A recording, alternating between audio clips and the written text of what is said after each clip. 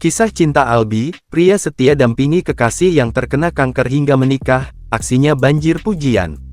Tengah beredar sebuah video viral yang menceritakan kisah cinta seorang pria yang setia mendampingi kekasihnya yang melawan penyakit kanker.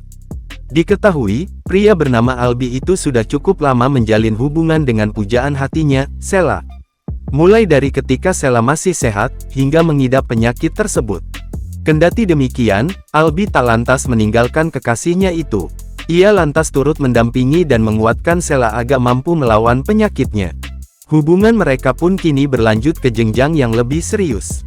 Dalam unggahan akun TikTok pribadinya @albidwiski pada Rabu tanggal 14 Agustus tahun 2024 tampak Albi membagikan momen pernikahan mereka berdua.